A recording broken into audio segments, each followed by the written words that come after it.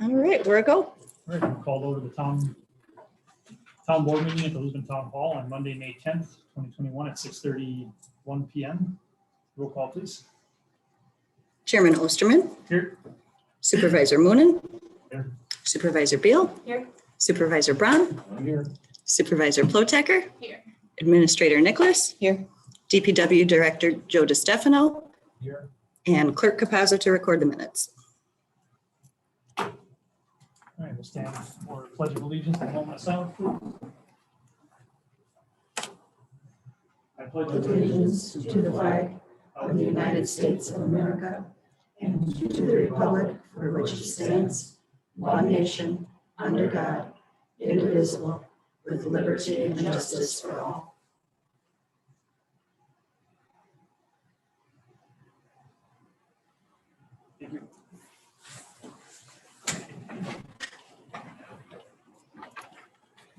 All right, item 3 is our public hearing.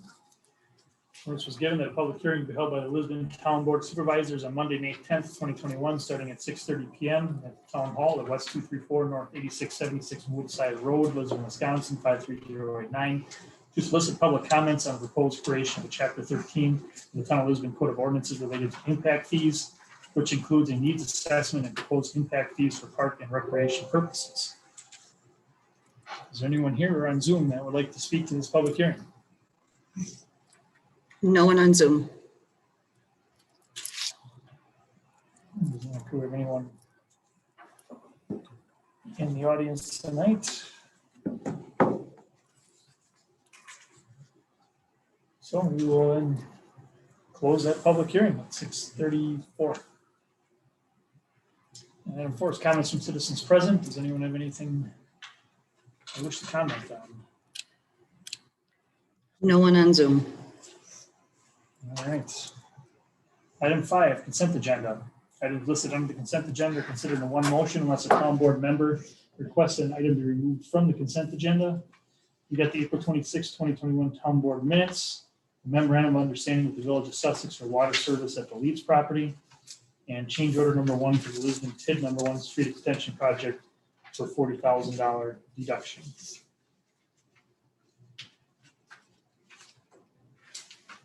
Does anyone have anything they'd like to remove, or is there a motion on the consent agenda? I make a motion on the consent agenda as presented. To approve? To approve? Yes. I'm sorry. We have to be able to approve. Is there a second? I'll second it. Second by Becky. Any discussion? All in favor, say aye. Aye. Opposed? Motion carries 5-0. Item 6, accounts payable. Authorize the payment of bills in the amount of $112,529.71. Kathy? All right, so in front of you, you have the high payouts were Kunkel Engineering at $45,404. Premier Building Inspections for $33,469.49. Those were our 2 large items. Any questions or comments on the bills? Is there a motion on it? I'll make a motion, we approve the check register as presented. Is there a second? I second. Linda, any final discussion? All in favor, say aye. Aye. Opposed? Motion carries 5-0. And we have the monthly report of ACH and auto pays for April. Is there a motion to place on file? I'll make a motion to place it on file. Is there a second? Second by Martin. Any discussion? All in favor, say aye. Opposed? Motion carries 5-0. Item 7, we have the announcements and correspondence. We have a meeting listing. We have the Planning Commission on public hearings this Thursday, the 13th at 6:30 PM at the Richard Young Fire Station. Parks Committee meeting on the 17th at 6:30 PM at the fire station, Richard Young. The Board of Appeals meeting will meet Wednesday, the 19th at 5 PM at the Richard Young Fire Station. Sanitary District Number 1 meeting will be Wednesday, the 19th at 6:30 at the Town Hall. And the next town board meeting will be the 24th at 6:30 at the town hall. Does anyone else have any other announcements or correspondence? The fire department is going to have a blood drive on the 18th, Tuesday, joined with the Fight for Life group again. So All day? I believe it starts at 1 and runs till 6. Over at Richard Young. All right, thank you, Doug. One thing to note about the Plan Commission and public hearings on Thursday, we will need 2 town board members to attend in addition to Joe because Becky will not be present at that meeting. And we do have joint public hearings. Thank you, Linda. We need one more. What day is it? This Thursday. Thursday. This Thursday. I can do it. Thank you, Doug. All right. Anyone else? All right, item 8, administrator report. So the road has been shaped for, Richard Road has been shaped for Leeds. I wanted to suggest that a name for that development should be considered other than the former Leeds property. Maybe something like Lisbon East Business Park. We should possibly place this on an agenda to kind of talk about some naming. And we should also consider naming the other proposed road. It'll be easy to market that area if I have a name to call it other than the former Leeds property. Wyckoff will be doing a groundbreaking that's being planned, and the once I get the date, I'll pass it along to you. When that, I'd like to get, hopefully we get a name for the business park before they put out their advertisement on the groundbreaking, because that'll help get our name out. I did reach out to a landscaper, a couple of them. None of them are interested in going on Leads to see what's on it. I requested Mike go from the Parks Division to go ahead and take a look to see if we have any trees or anything he can use in the park before they're destroyed. We're waiting on the traffic study, which hope to be done in about a month or so. I've met with Menominee Falls on design and layout of our commercial area. We need to get plans to bring the Jim Forrester land split in hopefully by July. From the last meeting, we talked about the sale. You passed the sale of the fire truck. Joe has placed it on the Wisconsin surplus site, and it'll be up in this week, and will stay up for about 14 days. Before he did that, he did go and take it to the scrapyard to see what scrap costs would be, and it would be about $3,000. So that will be the minimum bid as you discussed at the last meeting. I did meet with Diane Litke about her non-compliance. That was something you asked me to go out and do. Joe helped walk with me to see if there was anything we could do to help them. She understands that she got a 30-day notice on the garbage pile, and she also went ahead. They also went ahead and pulled a burn permit for the 15th, a large burn. They're going to do a large burn. We notified the sheriff because they'll probably get calls from the neighbor, and then also the fire department, so they're aware that we've got the permit. They are going to contact me, and I'll bring the building inspector out. We'll take some pictures and bring it back to the next board meeting. She does understand that if she doesn't have it done, she's going to need to come in front of the board meeting, the next board meeting on the 24th. And she also does understand that if she doesn't get the garbage pile cleaned up in 30 days, it automatically goes to citation. So they've been very, very easy to work with. One of the neighbors came and helped get things set up for them. So that was nice to see that the neighborhood's starting to work together a little bit. On the fire department, there's 2 former members that have not cashed their LOSAP checks. That's what's kind of holding up the termination of the program, and then we'll get paid out the $19,000 as soon as that's complete. And that is my report. Any questions for Kathy? What is the LOSAP? Doug? Checks. It's the length of service award program that we had for the fire department. And towards the end of last year, we came in and voted to terminate it because it's not legally held anymore by this type of fire department or with any kind of structure that would be going forward for the future. Also in your packet, you have VPN log from January to May. I was unaware until I got to read the employee manual that this was supposed to be printed out for security purposes, so we can see who's been accessing our open VPN, and you can see it's all staff.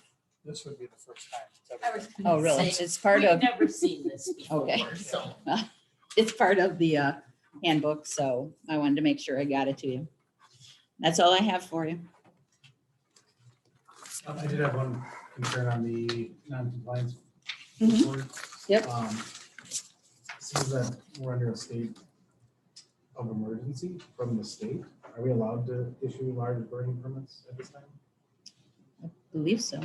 The DNR the Waukesha County is not a DNR county. So when they issue those burning bans and things, it's for northern Wisconsin and for, I think actually Washington County might be in it too, but not Waukesha. I know we've given out a few since this Yeah, spring. no, I saw that and I'm like. Curious. Good thing we had Doug here. Okay. What? Okay, Mark. I'm asking what police goes. I was checking out. All right, any other questions? Can Thank I you, make a correction? Yeah. The blood drive, I just looked it up, I think it starts at 2:30, not 1. So I don't know, you probably have to check. Yeah, on it's 1:00 is they're asking for volunteers, 2:30 is the first draw, because I'm at 2:50. My blood draw is at 2:50, but I'm coming to volunteer. They asked for volunteers at 1:00. So you got it, so Yeah. you're gonna post that or something's gonna be Yep, correct. it's all Not anything posted. I said. Yes. All right, thank you. Item 9 is supervisory reports. Does anyone have anything to report? No. All right, item 10, new business. A, discussion and necessary action regarding DPW request for approval of replacement plow truck. All right. If you've read through it, which I don't expect you to read through that many pages, it's a lot of gibberish. But obviously I want you to see everything, so if you had any questions, you could ask them, but kind of cut and dry our 2-year process to replace the plow truck. We're not asking for anything out of the ordinary here, except for we're earlier than normal. Just because of the world we live in right now with delays and prices and all that good stuff, I think everybody's aware of. You guys are just talking about it, so we all know what's going on. But if we would in essence order a truck later this year, we would not see it till who knows when, really 2022 and beyond, because everything just keeps getting worse and worse. So right now I was told we're able to actually have a build slot in September, and that truck would be completed in October. And then it could go to the bodybuilder, and the process would stay the same. And if we order in a perfect world, how it used to be, we'd order in fall, see early next year, and it'd be done for the following winter. It's gonna end at the same point. We're just starting 6 months earlier. It's really, in a nutshell, an easy way to say it. You know, the end is still the same, the start is just earlier. If we do order a truck, maybe at most $1,000 just to, commit and start building it, but we don't need to pay for the truck till it's in our hands. Then when it goes to the bodybuilder, same concept. We wouldn't pay till, things are moving in the right direction. So that being said. Joe, you want to give them the update on the trucks that we purchased already, and so they can see what the lag time is? Yeah, so the trucks that you guys kind of remember, we bought 2 twin trucks. The last time I came here, the sinking fund had accumulated enough money over the years that we were able to buy those 2 trucks and move one of those internationals, that was giving us grief down the road sooner. Well, that was a while ago, because you probably don't remember that. And those trucks are literally just gonna show up this week or next in our hands. We didn't even get to plow with them. So it's not a big deal. I mean, we made it work, but it's just, that's how long things are taking right now to get things done. So that's why we're hoping we can just get a little head start on this one. It really doesn't cost anything different. It's just being proactive and staying ahead of the game. So that's that part. As far as trucks, I'm sure some of you may remember that we talked about Mack trucks last time. And as you can see, I'm recommending the purchase of a Western Star. So price is definitely a lot better. A warranty package is better. They all have a 5-year engine and after treatment. And after treatment is the emissions on these trucks, which some of you are familiar with how there's just a lot going on with the emissions on diesels now that it's very expensive. So they all have a 5-year warranty included. But also with Western Star, they have more of a bumper to bumper 5-year warranty that I got to print out on what it all covers, and it is just about everything. So kind of nice. So $12,000 cheaper, extra 5-year warranty on that. The Western Stars are a lot of neighbors, not necessarily here. Actually, Sussex just ordered one a few months back, but Germantown, Mequon, Shorewood, I believe, stuff like that. Been in the Western Stars for up to 10 years, some of them. I've talked to a few of those guys and they're all very happy with them. And Western Stars just gaining steam in the municipal world and the vocational world. And if you drive around and you pay attention, I know you guys probably don't, I'm just weird that way, I look at trucks, but you're starting to see a lot of Western Stars they're everywhere. It's just interesting how it's going.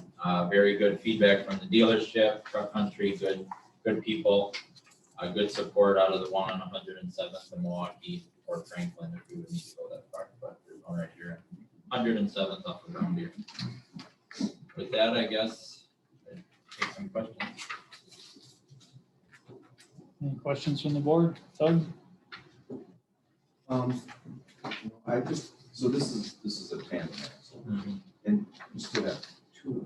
Well, no, we sold, so before you were on the board, we did sell, when we did those 2 Macs, to do that, we were able to liquidate one of the tandems. My personal opinion on tandems is they're a great truck for summer, hauling, stone in and out and doing culverts. But honestly, the town used to be more rural, I would say, and that's when they had 2 tandems. But as we keep growing and you start to see more cul-de-sacs and little areas that turn around, tandems are not your friends. They're great trucks for moving material around in the summer, but in a cul-de-sac, what you can do with a single axle, whip around and be out of there in seconds, you're doing sometimes a forward and a backup and then a go, with a tandem, because they can't make that turn. So that's just why we want one tandem, which this would be the only one. It would replace the 2006 Sterling that we currently have on the road. And going forward, we would just keep one tandem axle in the fleet and the rest would be single axle. And that tandem axle will be used for plowing though as well. Correct. Okay. Yep. Just wanted to clarify. Kind of a thought was we would potentially, as we keep growing, and there's sometime this summer, I want to come to a meeting, talk to you guys about plowing. We've talked about that and staff and all that, but the tandem axle, kind of the plan would be potentially with this new truck is you make a route that's more of a main line route. This truck wouldn't go into cul-de-sacs as much. You get a guy that would just focus on main road, Plainview, Lake 5, Hickory, Swan, Du Plainville, so on and so forth. And then you'd have all the small trucks just like ants out in all those subdivisions. But then this big truck wouldn't have to get in the, you just wouldn't have it on a subdivision route where you're monkeying around and wasting time. So something to think about, but either way, we definitely want it. It's just what to do with it. It'll be something we'll kind of experiment with going forward. I agree with Joe that this would be a good time to put in the order as it's been taking so long to get the ones we ordered previously. Something real quick, because we all like to talk about money, obviously.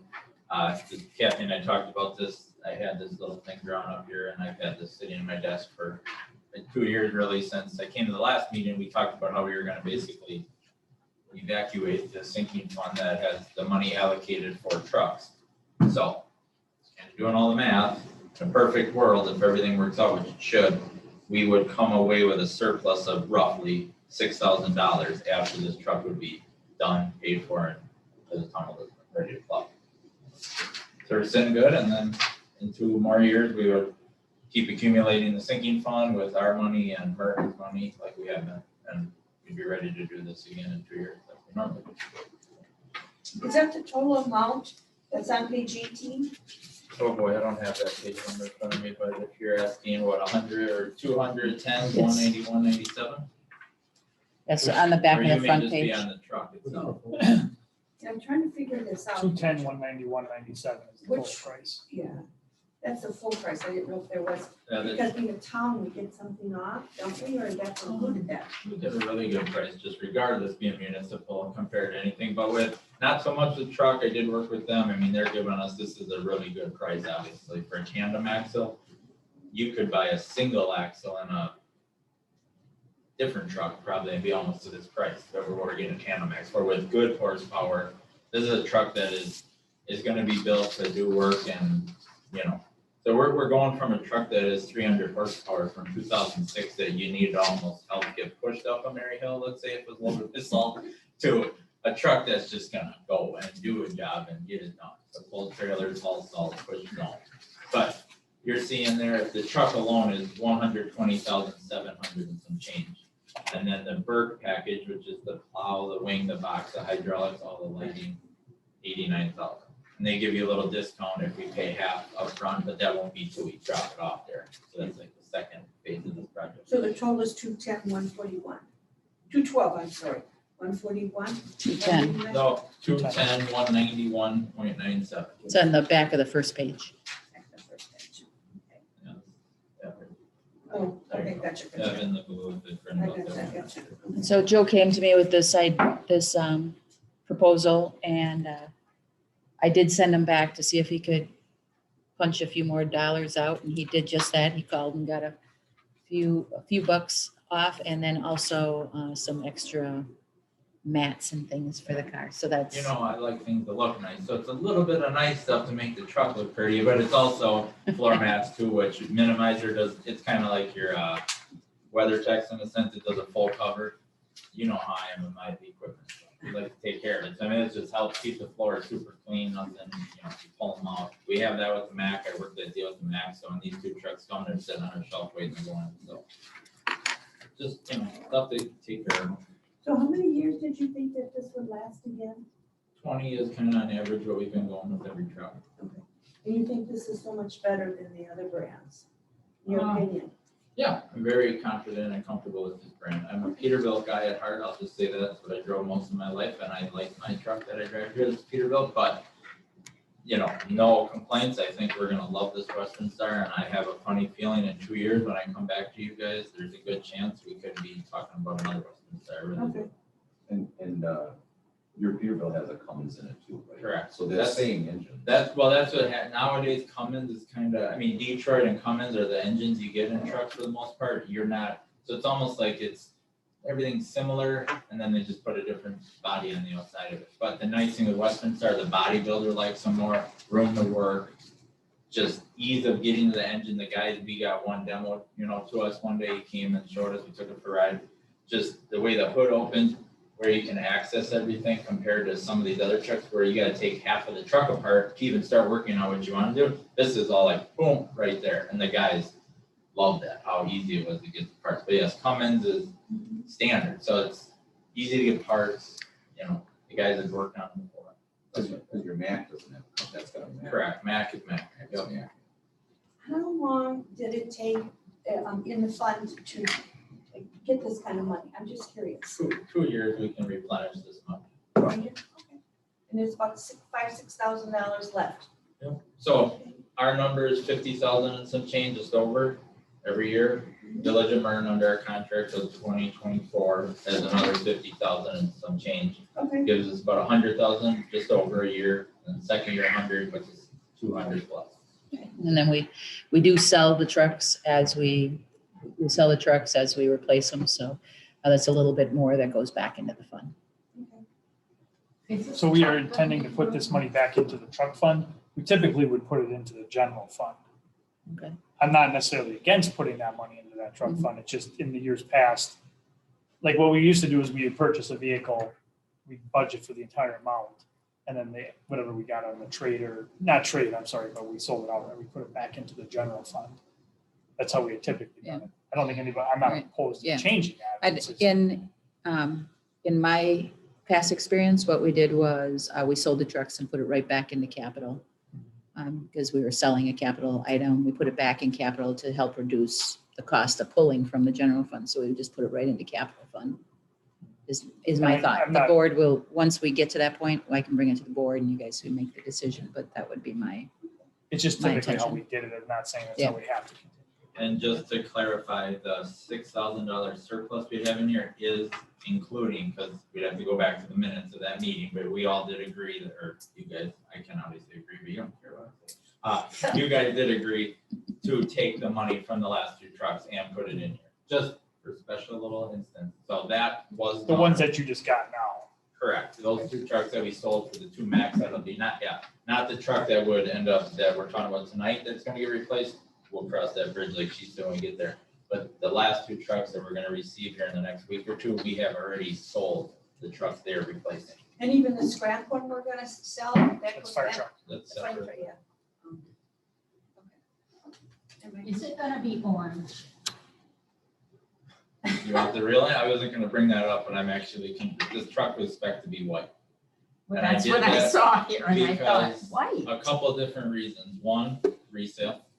I hear a lot of things through the grapevine that resale now granted, it's 20 years, right? Are we gonna get $500 extra? But it's a unicorn of the fleet. It's a tandem. It'll be the only one. And I like to go white and we're gonna try it and see what we do.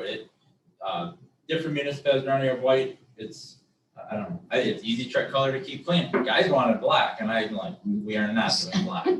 But Is that gonna be, I mean, one should see a truck coming in the snow. One should. But well, I like. Was that, I mean, I thought that was some of the reasons why going, you know, I orange or understand, red and the was. lighting, the box is silver because it's stainless steel, so Right. you know, 2/3 of the truck is silver in essence, because the box, and this being a tandem, it's even gonna be more The silver. plow will be orange. Yeah, and you know, That was just how it was explained to me years ago. and I think why it that's was that why color. they would be, but I'm, like there's the APWA magazine there, and I pay attention to a lot of municipal trucks around here and in the country, just seeing what's out there and what's latest and greatest, and there is no rhyme or reason anymore. I've seen green, I've seen red, I've seen Delafield's going downtown of Delafield, he's kind of focused on going all red, because just, you know, something different, resale, stuff like that. Are you gonna, obviously you're gonna label it, so you Decal. could put Well, that, you could wrap an orange stripe on it. for Doug are on the same page. That was my thought, is going white, you have options to throw a little decal. I mean, we still Lisbon logo on the doors, and then you can add something in reflective graphic and it'll pop, you know, so that was kind of my other thought. Not to spend a lot of money to do it, but you have options. Okay. Becky was pulled that one off there, wow. Well, I just remember the hullabaloo it caused when we had a red one. Sure. And Well, everything else was orange. yeah, and they So- bought that demo truck, it was already Right. done, so I agree. This is, yeah, you're right, different. Okay.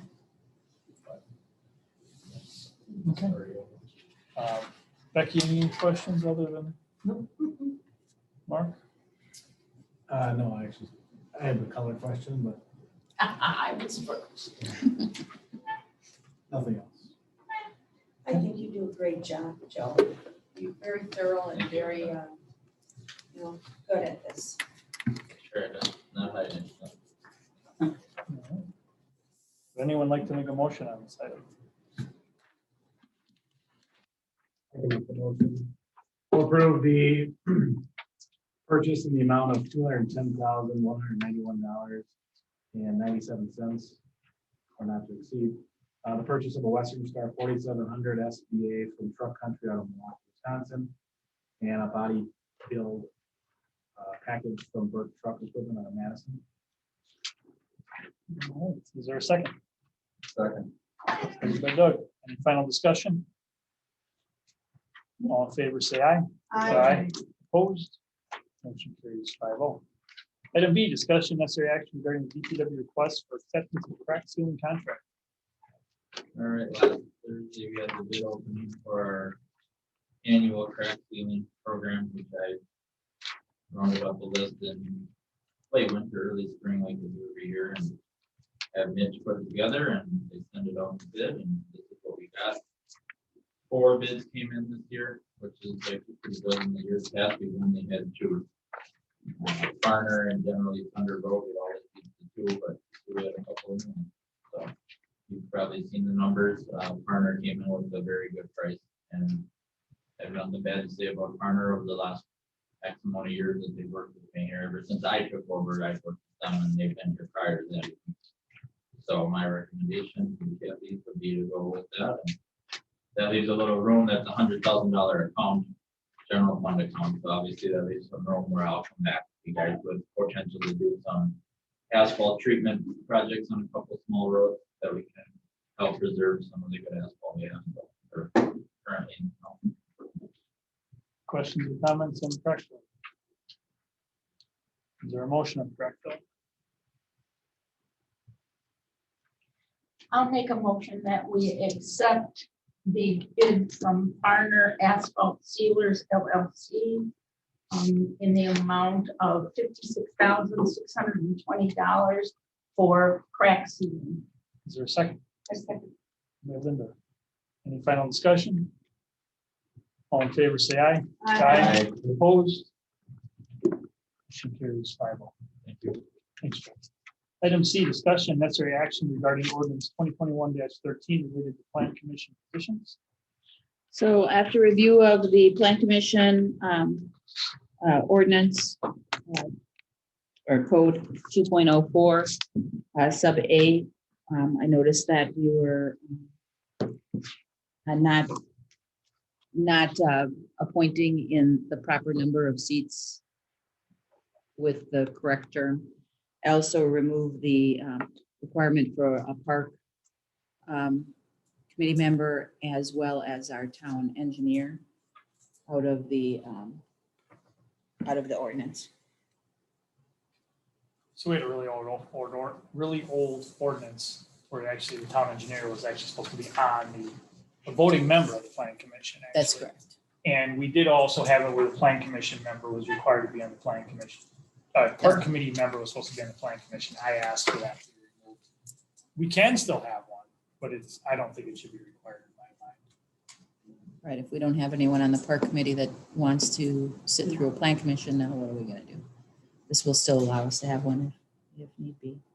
We also are to have 2 of our citizen board members to be 1-year term. And so we've addressed that as well. So I'm asking for your approval. Comments from the board? Doug, anything? Linda? No, needs to be updated. Mark? Nothing. Becky? No. All right. Is there a motion on ordinance 2021-13? So moved. Is there a second? Second. Thank you, Linda. Discussion? All in favor? Aye. Opposed? Motion carries 5-0. Thank you. Item D, discussion necessary action regarding appointments to boards, committees, and commissions. All right, we have a list. Main one here is going to be the plan commission.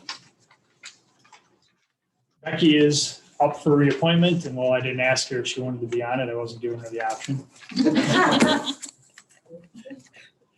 So Becky, are you still willing to serve on? Sure. All right, good, because otherwise we're in trouble. Thank you. I talked to Ed Nelson. He is on the park committee, but he would like to continue serving. I did talk to him today again on term, and he's good with going for a 1-year term.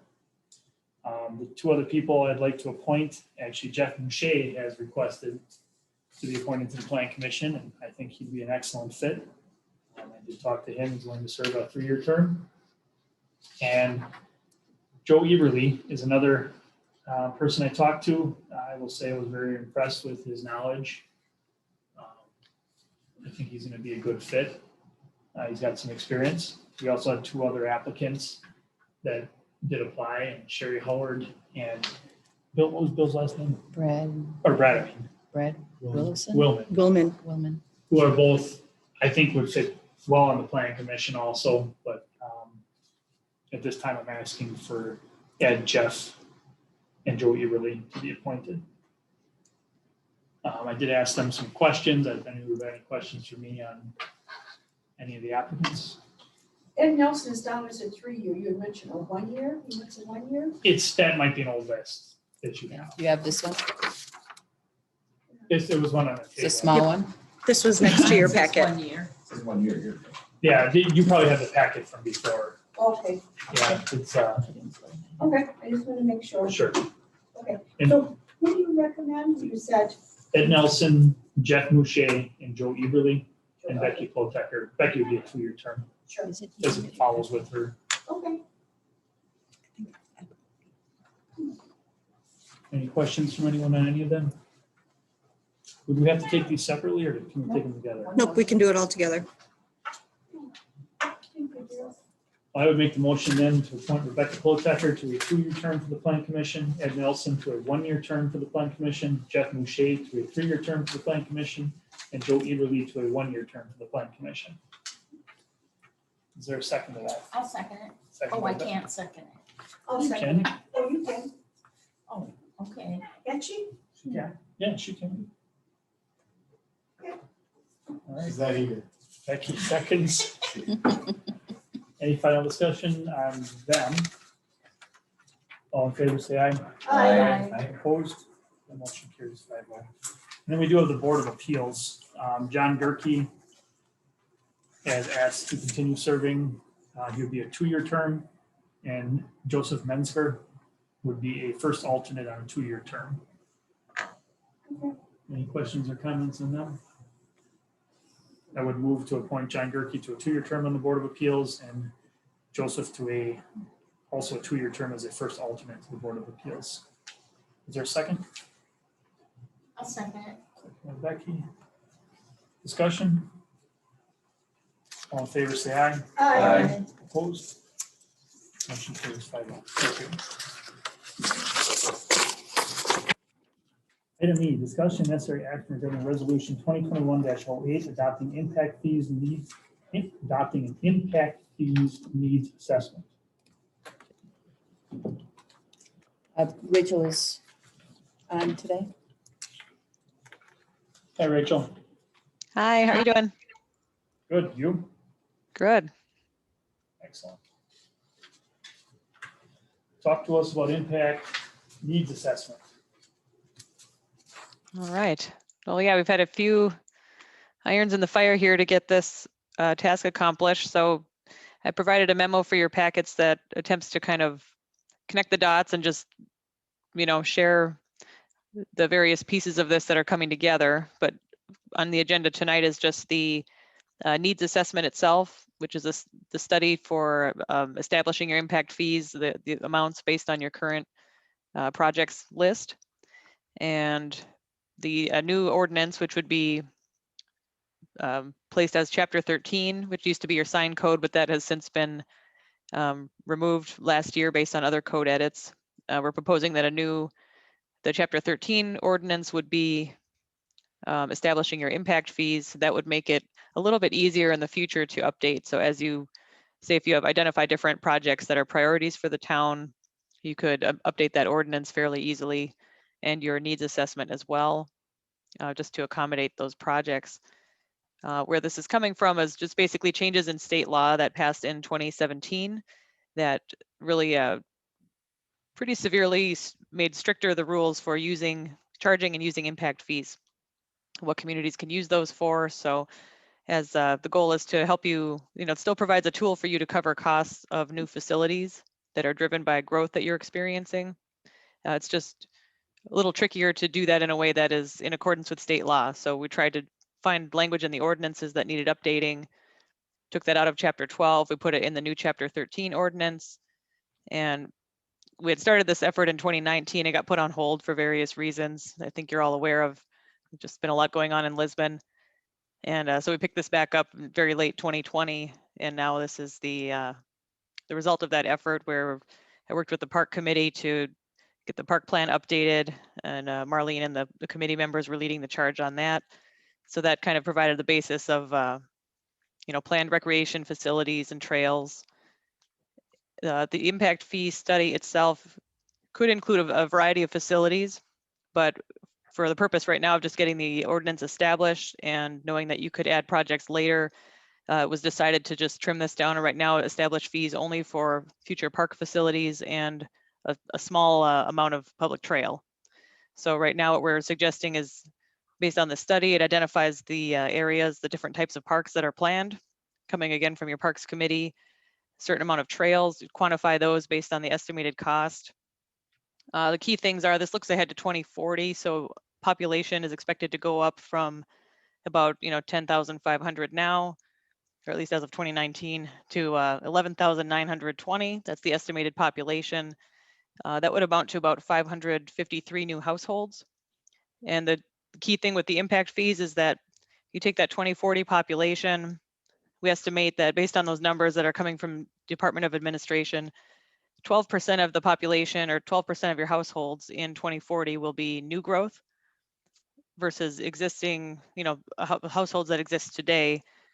So that 12% being new households, that's the amount that we can attribute or charge impact fees to. So you can only charge fees to the new growth that's driving the demand for these facilities. Any projects you might have already have planned or things that you're doing for maintenance of your facilities or upgrades to facilities that aren't meeting current day needs, that's kind of a different matter that you have to fund in other ways. But if it's driven by new growth and you've got a planned park in certain places of town, those are the types of things we're trying to connect to fees to enable you to charge those.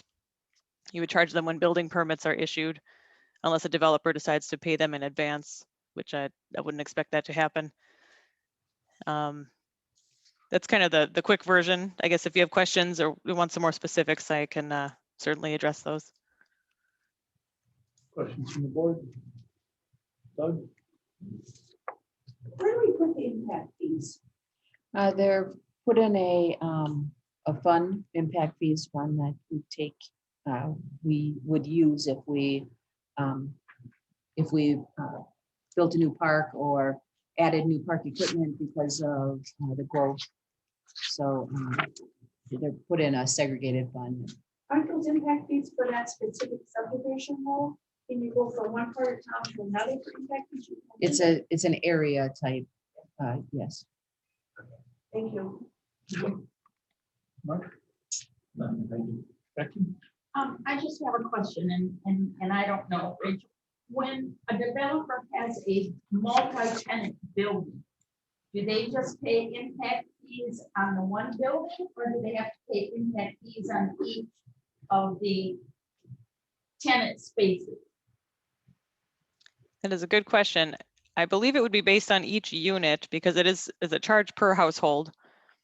And I believe that's how we have the ordinance written. I have to check the specific part that would enable that. We haven't dealt with that situation yet in recent months, but.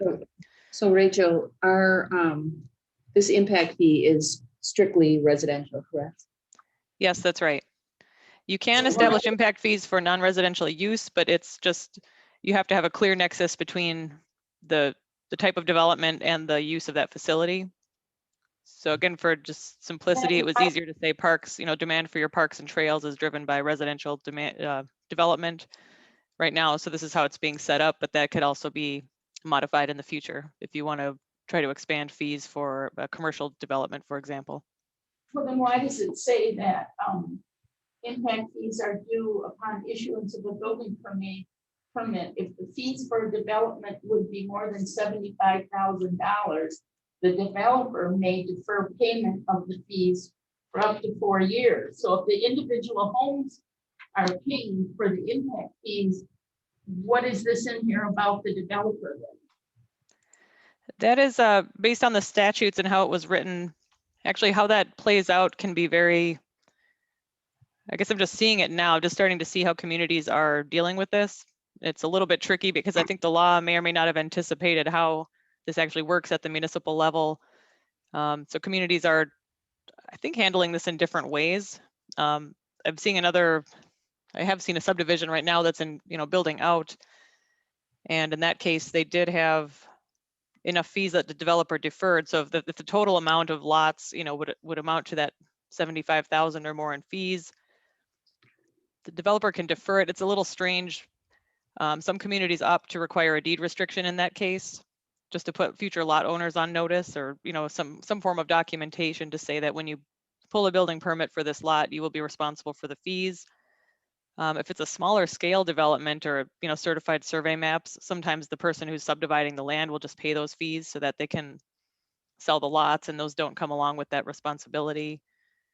But it's voluntary. So the state law is just written so that you can't require it until, building permit, that's when they're due, or 6 months before the town builds a facility. There's some, I guess it's tricky to figure out how you would apply that, but basically if the town has a project identified, it's in your plans, it's in your needs assessment, and you decide, hey, we're going to build that trail, at that time, you could be charging fees for that project. I don't think that came out very clearly, but the goal is to have a clear list of projects that you want to build. You've got those, cost estimates. And then based on your parks plan, and this is in the needs assessment as well, the different areas where these would be charged. And that's also a reason we have the fees split up between parks, which are more like land and your playgrounds, the things in your parks, and what's we call a transportation impact fee, but that really also covers trails. That's because of just the way it's kind of defined a little differently in the statute. It also helps kind of separate those buckets so you can clearly keep track of, okay, this is trail funds versus park and playground funds. So what you would have here in the town is actually a park fee and a transportation fee. And that transportation fee is basically your trails fee, the way this is set up. And the reason that matters is because finding that nexus between the charge and why you can justify it for development, it's easier for a trail to say that the trail will benefit people all over the town because of just the way people will, travel from area to area. Where if you have a small tot lot or neighborhood park, that really only serves a very specific area and homes that are a little closer to that park. And so for that reason, we have growth areas that are identified in your parks plan and in your in the needs assessment, and say within, just trying to pull up a map here. So say, for example, in the northwest part of town, we're along Lake 5 and Hickory Road.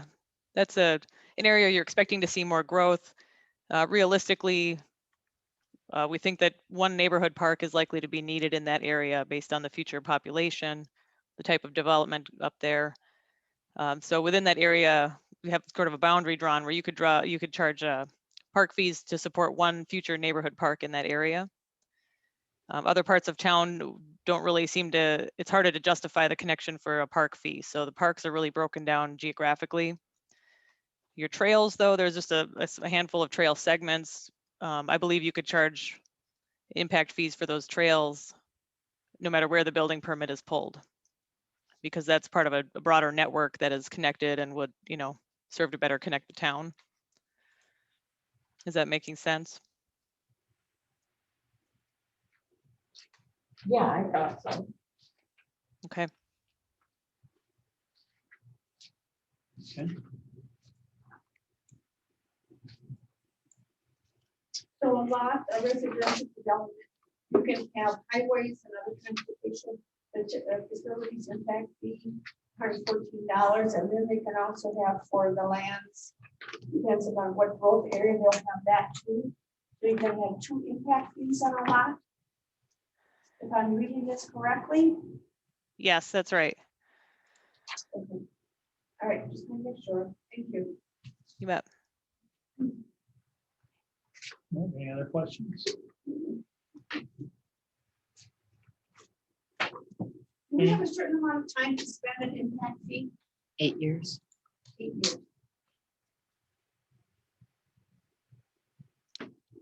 And in the future, if you get into sewer and water improvements, you have a little longer to use those, but 8 is the basic Okay. Thank you. timeline. All right, any other questions? Everybody's good? Motion resolution 2021-08. I'll make a motion to approve resolution 2021-08, resolution adopting an updated public facilities needs assessment. For the town. All right, is there a second? Second. By Doug. Any final discussion? All in favor, say aye. Opposed? Motion carries 5-0. Item F, discussion if there action regarding ordinance 2021-11 related to creation of chapter 13 of the Town of Lisbon Code of Ordinances regarding impact fees.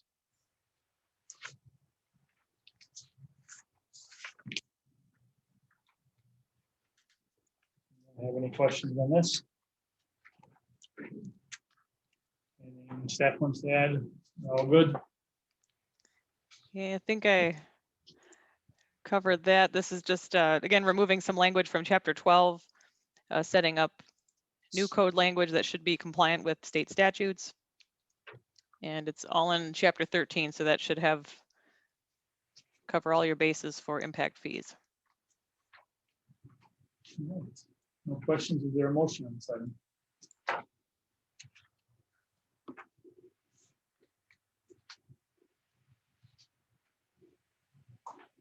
I make a motion to accept ordinance 2021-11.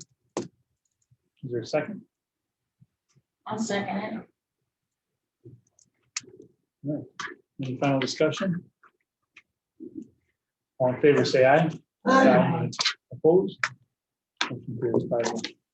Thank you, Rachel. Thank you, everybody. Good night. Aye.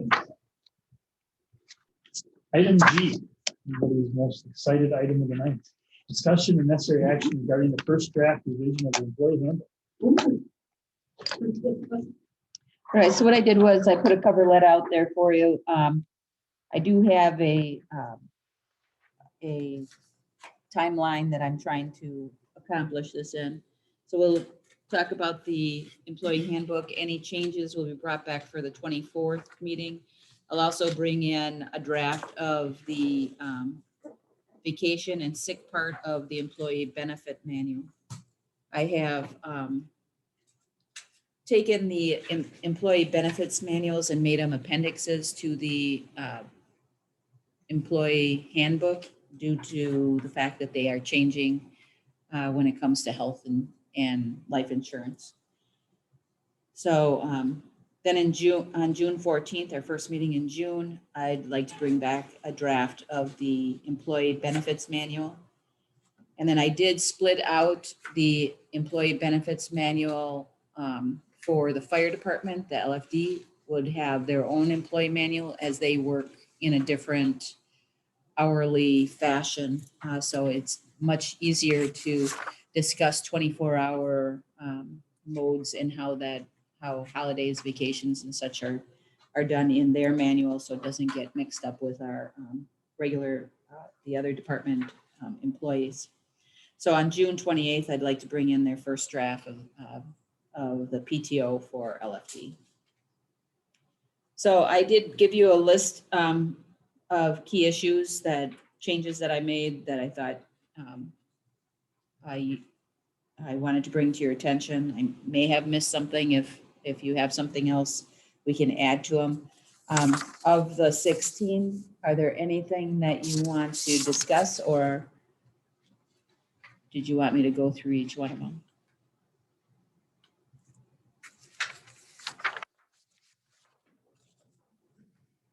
Mark, how do you feel? It's very good reading. I have to say that as a new administrator, this was really good for me because I really understand our manual because I read it about 8 times, trying to find different areas that needed clarification. Was this based off the one that everyone else was working on? Right. It started with the one that Dan had and went through. That's where I started. So that was our last update that had come to the board before. These are the changes since it came to the board. This could be the most expensive employee manual in history. I bet. I'd like to finish that up so it's a workable handbook. So do you want to go through it item by item? You want to just pick things out that you want to discuss? How does everybody want to do this? I'm gonna be honest, I did not get through all of this. And in the past, I have been on some of this work with this thing. And I know it's involved and I know you put a lot of work into this. It's tough to get through it. I know some of the things that I already read and things, I have a couple of questions here and there, but if you're looking to do this in the next couple of meetings or so, I mean, couldn't we like submit to Kathy our questions for the next meeting? I don't know. What's the will of the board? I mean, I will say, the one thing we had talked about a long time ago was doing like a workshop style meeting where it was like its own meeting for that Mhm. night. Okay. We never did, but that was discussed. I guess it's good to have right tonight to see where everybody's at. I mean, if everybody tonight looked at this and said, you know what, there's a couple little changes, but other than that, it's good, that's one thing. But if you want to have like a workshop where we are literally going item by item, by line, and looking at it, that would be more, you know, if that's what you want to do, that would probably be more appropriate, but. I gotta tell you, I'm sorry. The things that I've read already, I mean, there's not a lot of things that I think need to be addressed. I think most of it is pretty common sense. It's been taken over, and I wouldn't say you need to go item for item through all of this. Most of it's pretty common. I guess personally, I would like more time to read this myself. We want to, I will say the one thing we don't want to do is stall this out, Right. Exactly, because that's what happened in the past. exactly. I agree So- wholeheartedly. So do we want to do what Doug had mentioned? If you can all read it and send me the page and your concern, and then I'll bring those forward and we can just discuss those and then plop them back in the book. Is that what everybody wants to do? Because I'm thinking there's probably about 5 or 6 things that we're gonna definitely want to discuss. You know, comp time. I changed some of the things that the administrator, since I'm the responsible for HR, I changed some of the things going to the clerk. I changed those to the administrator. But some of them are very easy to understand. I tried to get rid of as much town, the word town, and just changed it to Lisbon. I tried to get rid of, I did get rid of all chair men and made it just chair. So those are easy little changes, but I did add a couple things as well, specific to the pandemic, time off, working at home, how that would relate. So if you'd like to bring it forward, if you'd want to do that, I'm open to that as well. If you didn't have enough time, I know I just gave it to you on, when did we get it out, Thursday or Friday? So you only had the weekend to do it, Mother's Day weekend, probably bad timing. So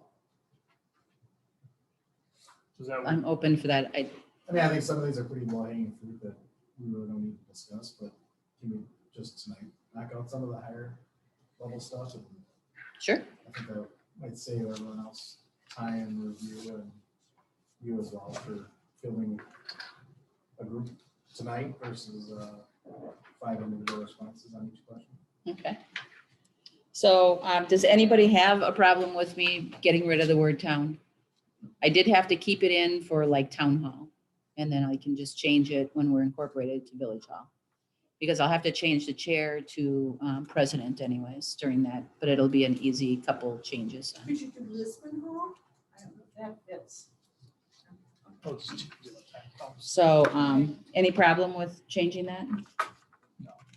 Okay.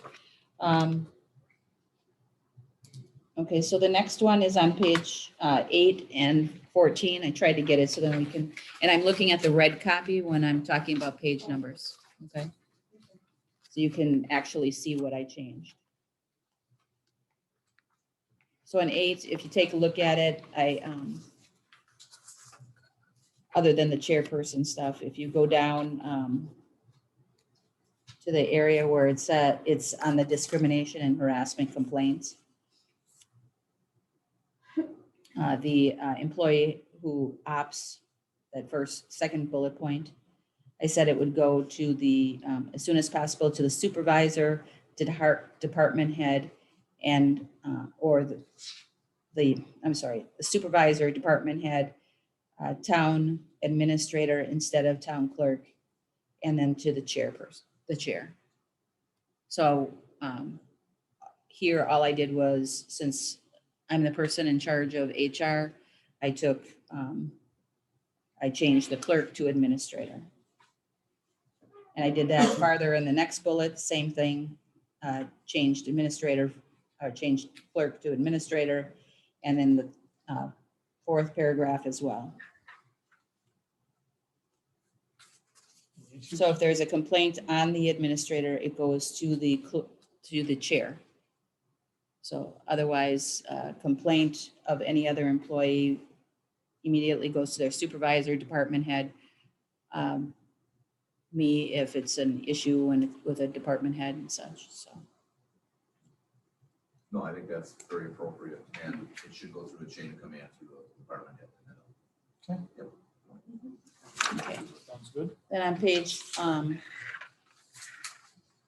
let's go to page 10, because that's the next area. It's number 4. I added a full-time at the very bottom, a full-time employee that is unable to work in the Lisbon offices due to communicable disease may ask their department head to work from home. The approval must be also authorized by the administrator. Possible monitoring software may be installed on the Lisbon. It's supposed to be the laptop. So I spoke with a couple municipalities, how they were dealing with, it's amazing how many people are rewriting their handbooks right now, I have to say. But this was one piece they wanted to put in because they did have some problems with people thinking their kid was possibly exposed. So then they would just grab the laptop and go home without anybody giving notification. And they had no way of knowing if that person was really working from home instead of taking their vacation or sick time. So that's why I put on the possible monitoring software may be installed on the laptops. There is none right now, but if we ended up in that situation, that would be something I just wanted to notify someone. It does, as you notice, the VPN does show you that that when somebody comes in and logs out, that log that I gave you today, tells you when someone logs in and when they logged out, so you know when the computer is being used. But this monitoring software, what it does is it actually puts in their department head's computer the ability to talk to that person. It's almost like you're on Zoom the whole day. So you have the ability to talk to them, see that they're working, that type of thing. So Are we gonna do this page by page, or are you just? I'm just kind of going through the With these things? Yeah. So on that page though, Mhm. I have a question about the chapter 3.07 nepotism. And the only reason I'm bringing it up is because obviously the fire department has a lot of family members that are always on these departments. And I agree that person shouldn't be a direct supervisor over, that's what it says here. Mhm. But I know even like in the sheriff's department, you can have, can there be wording where it's not direct supervision, but there's somebody in between? Yeah. How does that work? So Oversight. Are you So- talking like Michelle? And Jeff, Or when I was on And and your all son? 3 sons of mine were on, Oh, Teresa, I didn't. but they had a supervisor between, right? there was always, I always had somebody taking care of when they were needing. So let's see. Yeah, I can reword that to say I don't direct know, supervision just if throwing it out that's there, Because here it kind of says there's just no way it's not gonna be allowed. right. And maybe it So shouldn't be, my but- intention was direct supervision. Okay, I gotcha. I agree with you. I mean, I guess I would say, what about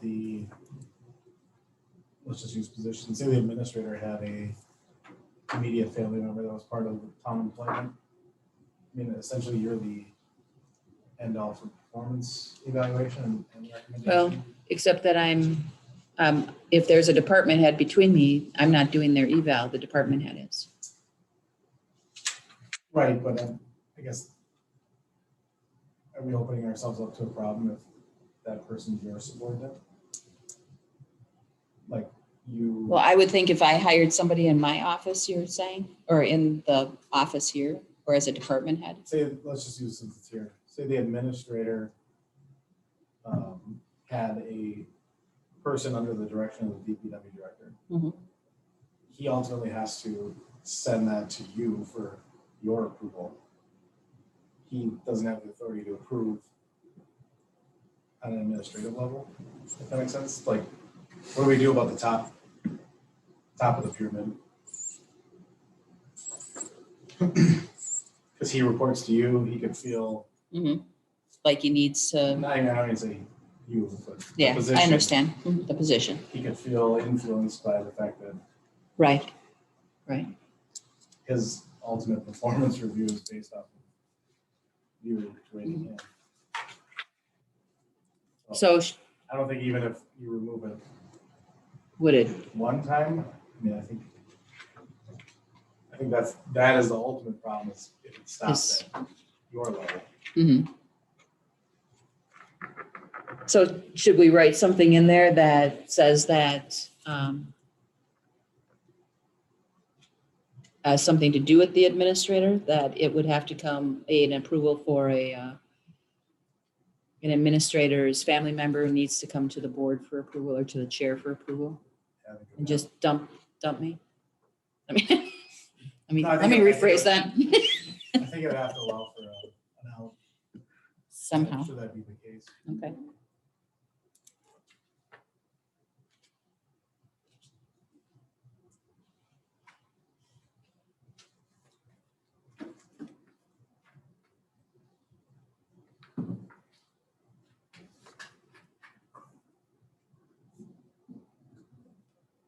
Okay. And then in the previous pages, I don't know if you wanted to talk about some of this, where you have the unclassified and classified workers. Is your mic on, Doug? I don't- That's it. Classified and unclassified? Yeah. Mhm. And then it goes down and it talks about fire department things too, but is there a public safety employment classification? For Not- purposes of WRS, sure, but Yes, only for Only for WRS. that, But for the Fire and Police Commission and all things, I'm just asking if there's a difference in, I mean, I don't think any faction or individual person has an employment contract with the town except for the administrator, so. Right. So if, are they Are you- at will employees? everybody but the chief, Okay, the chief would not be an at-will employee. Right, because they're in a situation where you are only able to dismiss upon cause. That is But I pretty think that- specific. I think that goes for the officers of the department too. Okay. Is there Wisconsin statutory protection of firefighters? Is it, like in law enforcement, there's a law officer bill of rights, which is part of state statute. Okay. I don't know if that. I think there's something, and that's why I wanted to go a little further into this before I talked about it, but I guess I'm wondering, I know in our town ordinance, if you read it, it kind of talks about the officers of the department too, and a progression of discipline and appealing to a fire and police commission, and I'm not so sure they're at-will employees. I don't know, I guess I don't know, I'm asking. Okay. So in the reference for the fire department, it does not say that the person is an at-will employee. It does say that it's specifically talking about the benefits manual. I know, Would be it different. had more about everybody is an at-will employee if you're classified. Oh, okay. And So I just- then I guess. I don't know. I'll look into that. Just asking questions. See, no, that's good. I'll look into that.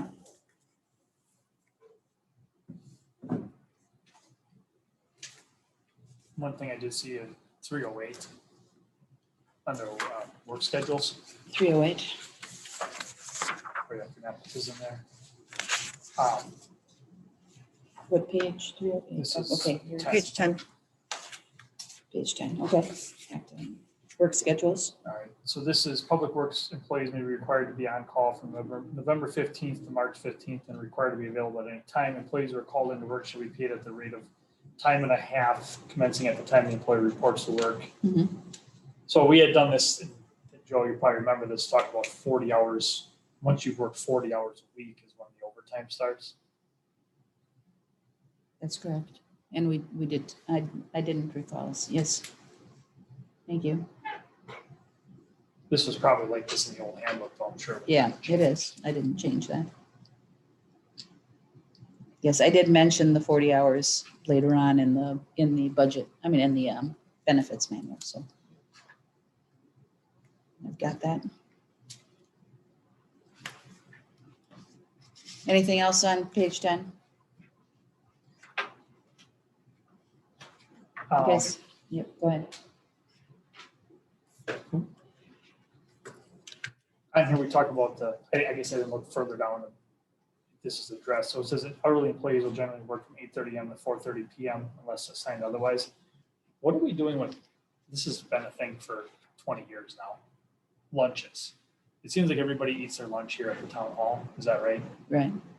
I know In most sometimes cases, they can leave and all that, but I mean, that is just, are we open to any liability on that? If they eat their lunch, I mean, so we're not, so technically after 6 hours, you're given 2 15-minute paid breaks and a half-hour lunch. Now, the half-hour lunch, if you take it or don't take it, that's pretty quantifiable. But what about the 15-minute paid breaks? they can take breaks. They might not take breaks, but they can. And that's when we see them come in here, take a walk, go, and it might not be 15 minutes straight, but it might be a few minutes, this hour and maybe next hour, another few minutes, but they're all able to take their time if they so choose. I just didn't know if there's anything, because if nobody's taking a lunch at all, Where do they eat at their desk? they eat at their They eat at their desk. Right, they're, I mean, they're working. It's, I'm not questioning that whatsoever. The only reason I'm asking, this came up with our work, Mhm. where I work at. Right. And actually, GPC, General Parts Company, got in trouble for this.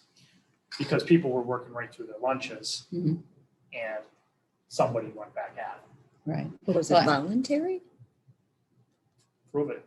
Right. So in Waukesha, we did, because we did have a board member that was really was adamant that our staff punch in and punch out for their lunch. So we had it on the schedule that they were gone for a half hour from their desk.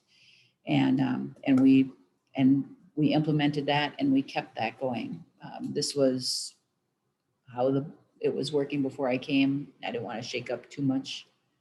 So I never asked them to and we don't really punch a clock here to prove it. So they just have to, I've asked a couple to come and take a seat out here if they're going to play on their phones and do that kind of thing. But during their lunchtime, just so then the customers that come in, that they don't, the residents that come in aren't watching someone play on their phone while another person is there. So, but I could put something in there that. I'm they're not asking required. you to put anything in there, Okay. just, Be I don't know aware. if GPC got sued and they lost. Yeah. And it was 2 years worth of wages. It was. Well, I can make, and I can cover us by making sure I send a yearly notice to the staff that say they need to reminder, you should take your half-hour lunch. I'm not So- saying they should, I'm just saying that, just so they're aware. I Mhm. don't know if there's any wording we can just to protect us saying that you were. Look at the offered. top of the next page. Part-time seasonal employees who work the hours assigned by their supervisor, for 10 employees will be 15-minute paid, taking his work permits 1/2 hour. Right, but if Right. they're not taking it. Yeah. Right. Right, But it could go on that page as part of that paragraph, right? I just want to make sure that if we even Yeah. need to be protected. I mean, this has even come down to the point of how silly this can get is for us, like, let's say one of my employees who's off work, not scheduled work, that they walks into the building and somebody asks them a question. They're on the other side of the counter, somebody asks them a question and they answer the question. technically I working. should pay them, they're working. Even though they're not scheduled, Mhm. they're working. Right. Or somebody's on their lunch break and somebody comes and asks somebody a question, you're supposed to pay them for that. And it seems so petty, but it's gotten to that point in the world. Well, but here on this page, it says a 1/2 hour non-paid lunch period will be taken by all employees working 6 or more That hours says in it a will be day. taken, I know, but that says it will be taken, but they're not. But if It they're might have to not, say may be taken. so I think we could probably, I'll check with our attorney to see if we're covered if I just make notification. Right. You may have to change it to may be taken or however you wanna. I just wanna make sure we're good, because it was significant money. You figure, whether it's the first or the last, every half hour of the day was overtime for a lot of these people, and 2 years worth. Yeah. Mhm. So, Okay. All right, so the next page I want to go to is 14. And this again was the change on the records, the personnel records, that it was the administrator shall be responsible for the maintenance of them. And that modifying personnel records is the role of the administrator and not the clerk. So that's, So do you have the personnel records in your office? I do, in a locked state. Any problems changing chairman to chair? Okay. Change in funeral leave is on page 17.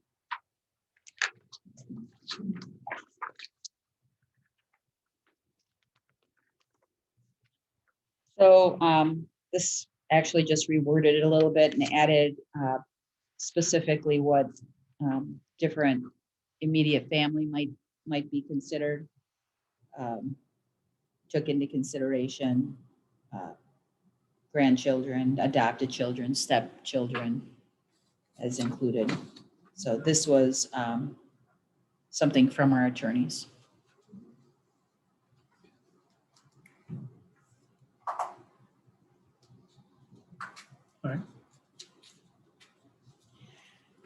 All right, any questions on that? On page 18, I put in the family leave instead of, instead of telling them about the form, I actually gave them a link to the forms.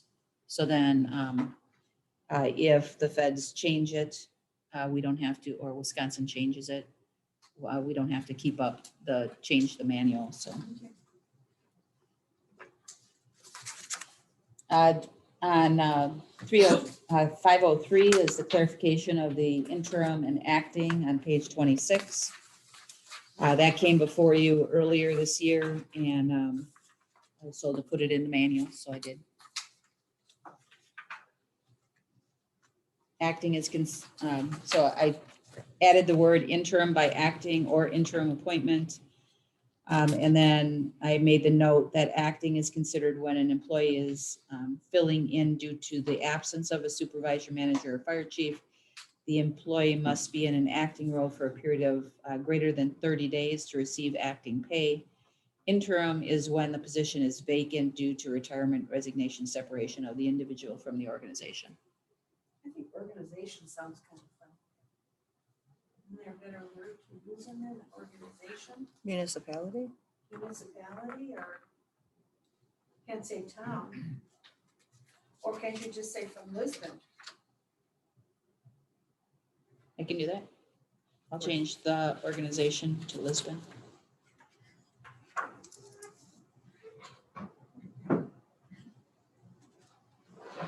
All right, changed hourly paid employees. That is on page 27.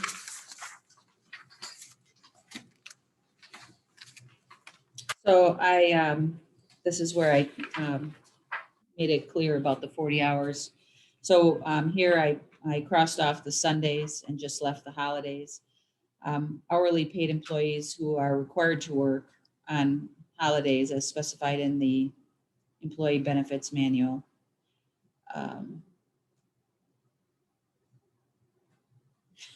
Sorry, would be paid straight time plus their holiday pay. So essentially double pay, but they would get their regular hours plus their holiday hours. And that works really well in the software system that way. Also, but it also gives the option for a person to say, I'll just take straight time and then I'd like to use my holiday at a different date. So. Why is Sunday crossed off? Because Sundays are the start of our week, so they haven't earned 40 hours yet. So on Sunday, they're starting at straight time. By the time they get to Friday, if they worked, they would be on time and a half at that point. So always, yeah. Okay. And then, so then it's just holidays is what this is referring to for hourly.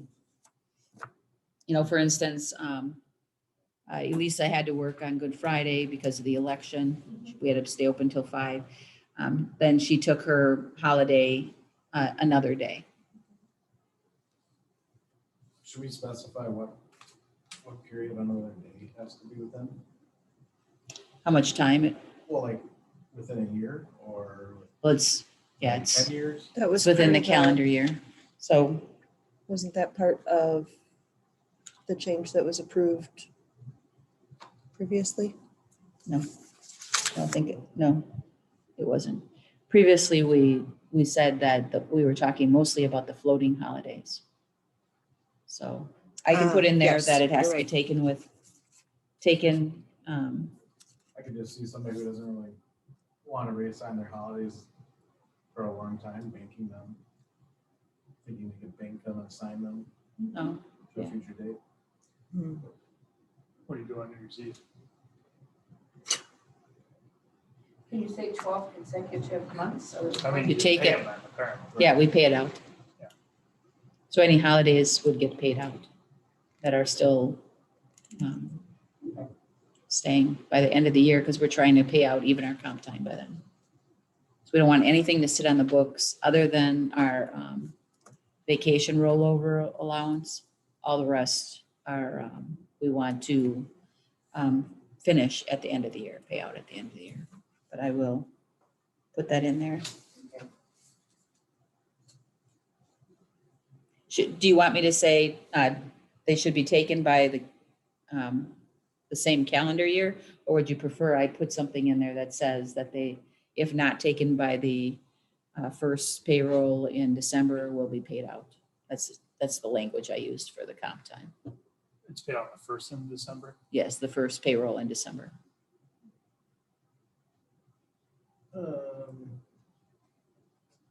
It could go either way. Could they, well, I guess I'm thinking, could they schedule it before that? And then still get paid out on it? How would that work? Why wouldn't you Like, pay it out on the first So- week in the next year? The first pay New period. budget. No. New budget, new pay rate. Right. 'Cause like, We if want you to, do- we want to finalize our holidays If on you, that year. if you pay them out in the first week of December and they want to take the 23rd, 24th, and 25th, they use up their holidays during Christmas or something. Then you wouldn't pay them up. Okay, well, so then why don't we keep it as taken in the same calendar year? I'm fine. Yeah, I mean, That's good. Yeah. Okay. essentially it's not gonna allow somebody working. with Joe to- Makes it simpler. Yeah. They wouldn't have, You don't take. they wouldn't have earned it to use it. You can't.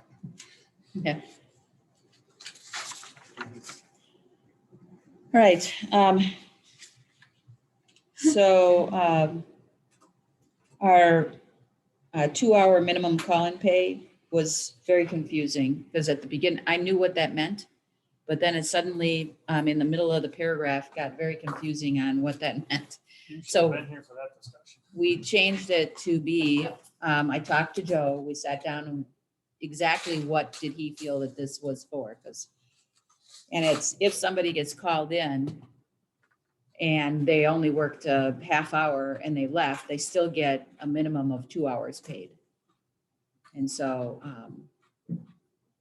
that's the only way we use that. is specific to minimum 2-hour pay. Doesn't matter how long you're here, under 2 hours, you still get paid 2 hours, and that allows somebody to get in here and work. Not to bring up old. This Yeah. discussion went for hours. Oh, did it? Oh my God. So what happens, so they start at 6, what happens if they could call it at 5? Is Then that they- covered? So yeah, they get 2 hours because- of pay? Well, no, because they're gonna work more than 2 hours. Because if they start work at 6, they're gonna work more than 2 hours. So they get their 1 hour pay and then. Right, they See, get that's that not as how it 1 was hour. worded before, because if you Right. came in at 5, you got 2 hours of pay. No, And and then that's at what 6 I you got. started. So essentially you're Right, getting I double got- time from yeah. 6. I got rid Just of making that. sure that's, That's the part I took off. yeah, Kathy and I talked about that, the pre-7 AM on a normal Monday through Friday is whenever you show up, you get called in is when you punch in and start. But I know what you're saying, because it was, if you came here at 7 or 6:30, you were getting paid at 5 AM. you came, right. I hear you. You came in 5 minutes early, you get 2 hours of pay, and they did it. No, I bet. Yeah. No, if they get called in Not on 5 an minutes, but emergency. hour. I hear you. Any other concerns about that to our pay? Wonderful. Okay, I'm on 10, flex time for, is on page 29. So the flex time idea, all I did was, I really took out that it's not in excess of 8 hours, it's in excess of 40 hours, just like I'm trying to get everything else to a 40-hour.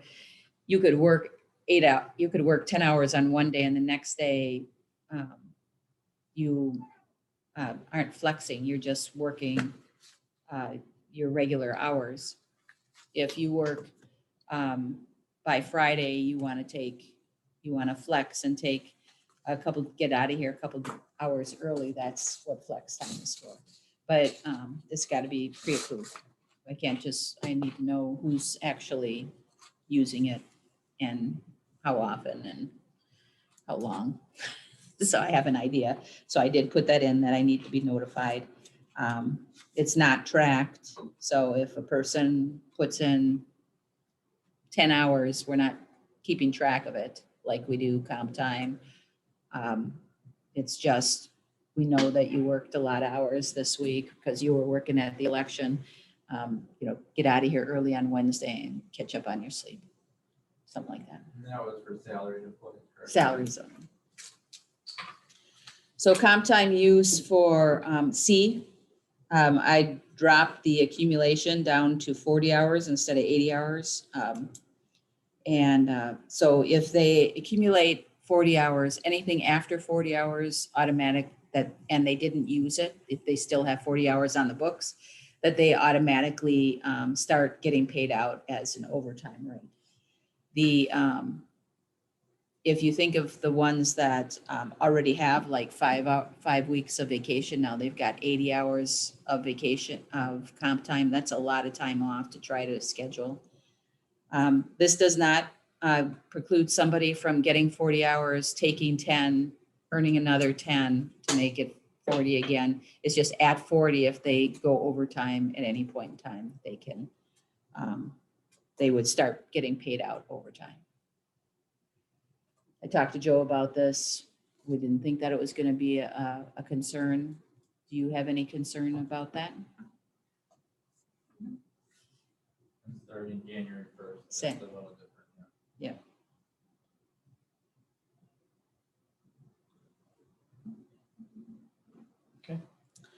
All right.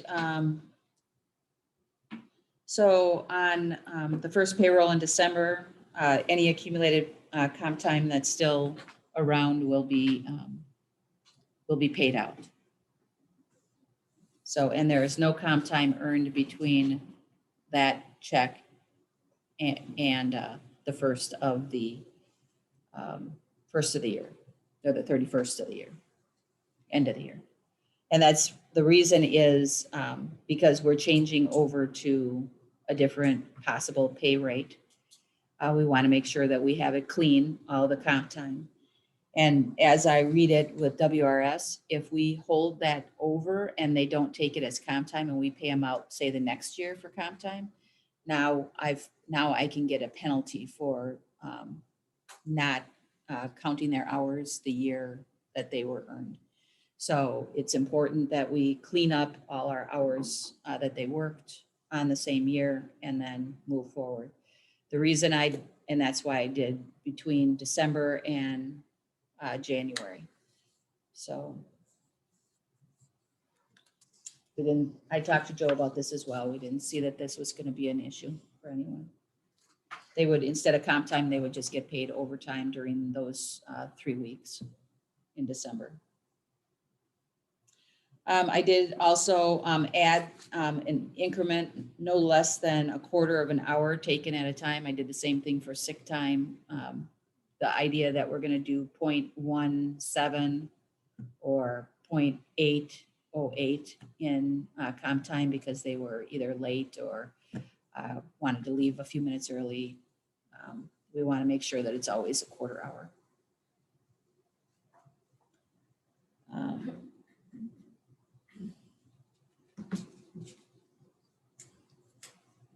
And I did change the way that it was stated that the department head was supposed to keep track of all the comp time of his staff. And I took that out of there.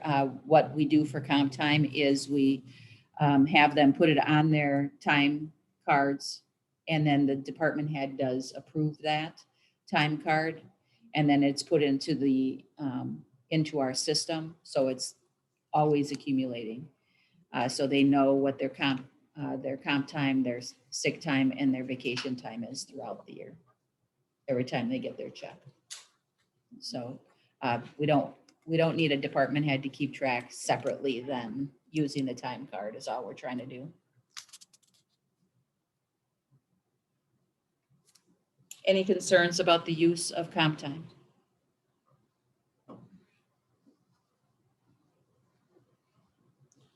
On page 30, I removed the option for payroll checks. We don't use payroll checks anymore. We do direct deposits. I'd like to keep that as the only option of all of our employees that are hired should be using direct deposit. I have a question about that, just curious, 'cause like these young kids that might be starting for, and I just feel like checking or checks, physical checks are going away. Mhm. You just then, you know how we always have to staple a blank check, voided check, is there a way that obviously you must be able to use the routing number or something? Right. What they can get from their bank is a slip of paper that actually says what their routing number, and it comes from the bank. And then it can go right into their debit card and they never have to worry about it to the account that their I figured debit that card was is. gonna go away eventually, so I didn't know. Yeah. So I'm assuming this is just, there's always gonna be a little bit of an exception. Checks are perfectly good with direct deposit. I think that's the way to go. I wish I could get my place to do that. I still have like 9 people that just refuse to go on direct deposit. It sucks. It says direct deposit information is current and to advise the department head and the administrator whenever there has been a change to the bank or deposit information. I'm assuming there's an exception, like if you're on vacation that week and something has to get changed immediately, they can give it to someone other than, like they give it to Lisa or deputy clerk yeah. or somebody. Right. Just so it doesn't have to just be that. No, I'm sure this is a no-brainer, but if they gave it to the department head would probably give it to the DC treasurer anyway. So Right. in the long run, we just wanted to get into the administrative department. So then we know to make the change. Okay. And then I added at the very end, the exception, because it says we only do a direct deposit to one account. And we have the exception if it's an HSA, people want to put money into an HSA, they can put it in, that's another account. So I added that. why only one account at a time? It's a hassle to keep track in our system. Really? Yeah. No, it It's isn't. stupid simple. In ours, I want to say yours, but This I know is- in mine yeah. at work, Well, this it's is, literally just like. so I two didn't check change marks. that. That was the Okay. way it was in there. All I wanted to do was add HSA. You've done payroll in the system. I never talked to Natasha about this, doing It multiples. can be in the software that we have, if it was set up properly, you can add multiple accounts. You know, if, But the problem comes in when employees come in and say, hey, I want to switch $50 to savings and the rest to this. And well, 2 weeks from now, then they're changing this to this. That Yeah, that could became be a problem, problematic but at my previous I know municipality. at my previous municipality, our issue was,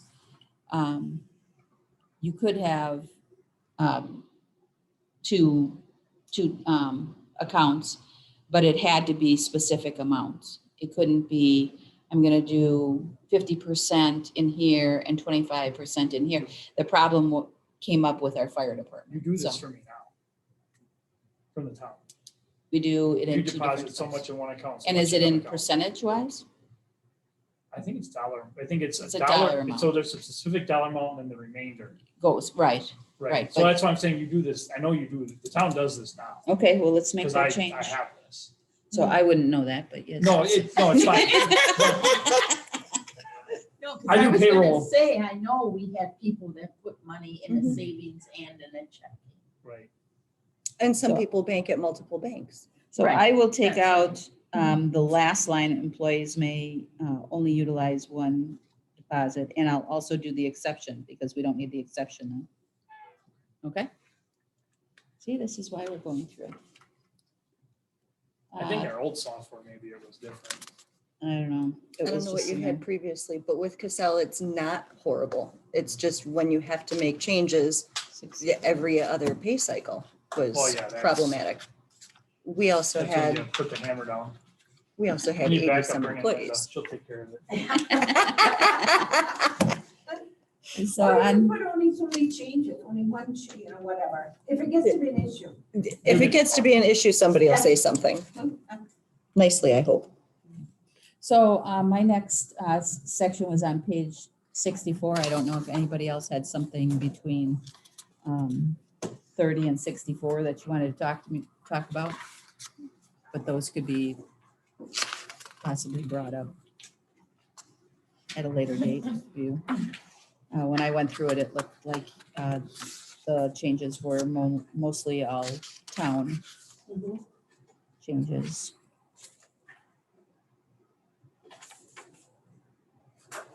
So on page 64, in C, general policy, is that log that I gave you. So it said that the logs must be reviewed regularly by the town, but it never said who was supposed to do it. So I just tried to get it so it wasn't so vague that it was to go to the administrator and then I'd report it to the board. So on page 64, under security E, the clerk shall have the right to know all passwords. Passwords should not be otherwise be shared, nor should they be posted. We were talking about just town employees, I'm assuming. Yes, Okay, because nobody's getting my password. no, it's only town. I was This told is- by a this is an previous employee. administrator I'm to give them my email passwords, and I looked. and said, Why? What? You all gave it. I don't know. Most of you did. Maybe Mark didn't, but I gave you a beginning password and then from then Yeah. on you can, we were told I think, well, you and Linda and Becky were probably told us that one time you were supposed to give them up. But yeah, just want to make sure that's no, it's for the staff. more just a question on my end. You mean you don't want us all to know your password? Well, I'll make it really simple, like, I love Lisbon 01 then, instead of using some passwords that I may use on other things. Right, exactly. I remember getting that phone call and I'm like, that is not gonna happen. Yeah. Well, you have to. No. So on page 65, I added to the social media policy, it kind of says what the social media is going to be used for, and I just added to enhance our economic development. So that was their only change. Otherwise, it's just changing the town.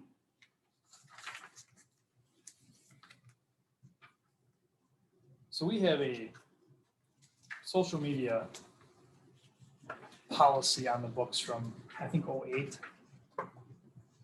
policy had a certain name to it. We called it the certain person rule. Okay, That probably needs to be rescinded, okay, if you can even find it. It was that the board had to approve any and all social media that was put on. Oh, you're oh right. geez, But I think we changed that. I don't know if we did or didn't, but if Yeah, we I didn't, think we we just need to changed that. rescind that. okay. I know we had in Waukesha, we put together a social media policy that was real specific that when you're a Lisbon employee, you're also representing Lisbon even on your own Facebook page, and that you can't write disparaging comments about Lisbon without being reprimanded with possible termination. We'll talk about that later today. But I did have a different social media policy. I did not put it in because I figured this was strong enough. I will look at, I'm not, just that we may have to. just in case, It was yeah. I think it was more of a website policy for posting, Yeah, but it was. social media was it wasn't as big back then, but you remember what we went through back then. Yeah, I remember. do we That's have? why a- I remember, yeah. Okay, all right. So then for 15 is page 69 and 70. That has to do with the credit cards. And I had made a few changes to it. The one of the major changes was that credit limit shall not, however, no individual card or credit limit shall exceed 25,000. I did put with the exception of the administrator's card limit, which will be approved by the Lisbon board. And because my card is used for our monthlies, and so I go over 25 with one payment to Hamas group every month. So that's why I put that in there. Prior to receiving the Lisbon credit card, the employee must agree to and sign an Appendix D, credit card acknowledgement of responsibilities. And I put that in there as well. So then that is kept in their personnel files. I would capitalize our responsibilities that. Okay. Will do. Down at the bottom, I set out the rules for when they can use it. Most of it was exactly what was in your code in the first place. I just kind of moved it around a little bit. So the credit cards, there is a change. The credit card charges are reconciled monthly by the department head or by the card holder, and then are sent in to the DC treasurer to reconcile again.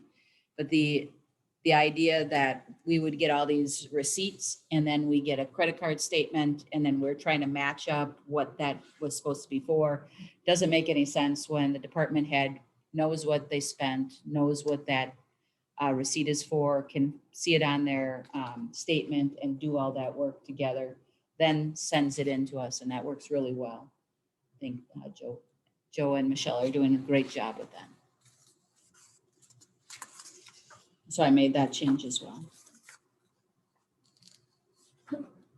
Any concerns about the credit card policy?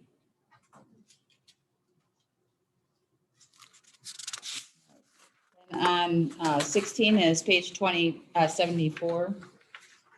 This was put in the book before I started using it, but I figured you guys must have talked about it. The mere possession of a weapon without an actual perceived threat of use of the firearm for which the individual possessing such firearm holds a valid concealed carry permit in accordance with the law cannot be is not prohibited.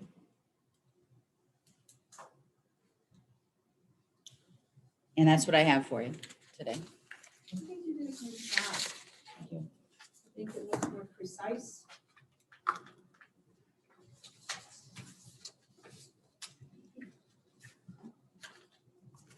All right. So what do you think? You guys want to go through any other areas in the book? The handbook? I guess I would just read it thoroughly again myself, just for, Okay, for and so pleasure then reading. if you send me what your concerns are, I can put them on a list like I just did today. Sure. And then we can go through and address each one of those as we go through it. I'll make the changes that you accepted this time in the book, and I'll, so then we're using another clean copy. I have one thing, and I don't know if I should be able to talk now, but real quick, with the quarter, hours, I like that idea easier. Can you maybe we just, when we plow, let's say it's a Saturday, right? And the guys come in, that's usually a set time, so we can make that crisp. But when we do leave, guys are just coming back and we're done. So they're rolling back, fueling up the truck, park it in the barn, and they go punch out and walk to their car. All I'm asking is maybe there should be something where it says if it's before this number, it's, at the half. Round up or round down? Yeah, what's the cutoff? So the guys, I know, and I'm not being nice to them and saying, oh yeah, I'll give you that. Like we just have a number where it's like, no, it goes before this, it goes back, it goes after that. It It used to goes, be like after 8 minutes, when you get the Yeah. 15. just something that's Well, written down. on where I used to work years ago. 7 down, 8 out. Yeah. That'd be great. Is I can there- put that in there. So once we get done with our crack at this, is there a point where you'll sit down with the employees, like Yes. before it's approved? Before it's approved? So this has been kind of an issue through the years is Okay, they do these handbooks and all of a sudden there's major issues and believe it or not, some people have caught things in here, actually quite a few in the past. Like you can have a workshop day and just go through it with people before we approve it, just to make sure everybody's on the same page. I mean, we it's can do not, it. I don't want to say that everybody gets to go and by committee change things, but just address any concerns that might be thought of before we approve the final. Okay, I can do it that way. I didn't think I about think it we should before. have the I knew I was first. gonna do it after, but I knew we were gonna have, because as of in the month of May throughout September or through September, we're doing a team meeting once a month here. And so we'll do some grilling out and we'll also address any business that we want to. And I knew I would talk about the handbook and then the benefits book as we get there. But beforehand, we could do that as well. And I'm not saying that the employees necessarily dictate anything, but they do Right. catch Mhm. things. Yeah. That maybe we don't, and we're not here every day, obviously. Right, absolutely. You do that? Make them feel part of it. Feel good about it. Okay. Anything else? What date do you want things submitted to you by? Or do you want- Can you get them to me by next Wednesday? Next Wednesday, everybody? Perfect. That's good. All right, Thank you. thank you. Item 11, closed sessions. Pursuant to Wisconsin statutes 1925, parent 1, parent E, for the purpose of deliberating or negotiating the purchase of public properties, investing public funds, or conducting other specified public business whenever competitive bargaining reasons require closed session, more specifically regarding proposed contracts for special project planning, municipal attorney services, and pursuant to Wisconsin statutes 1925, parent C, for the purpose of considering employment, promotion, compensation, or performance evaluation data of any public employee over which the governmental body has jurisdiction or exercises responsibility, more specifically regarding the administrator's evaluation. Is there a motion to go into closed session? I make a motion to go into closed session. Moved by Linda, is there a second? Second. Second by Mark Moonen. Roll call vote, please. Chairman Osterman, Aye. Supervisor Moonen. Aye. Supervisor Beal, Aye. Supervisor Brown, Aye. Supervisor Plotecker. Aye. Thank you. All right, we'll do 5-0 vote to go into closed session at 8:20. Did you get 8:20? Just a moment, let me turn everything off.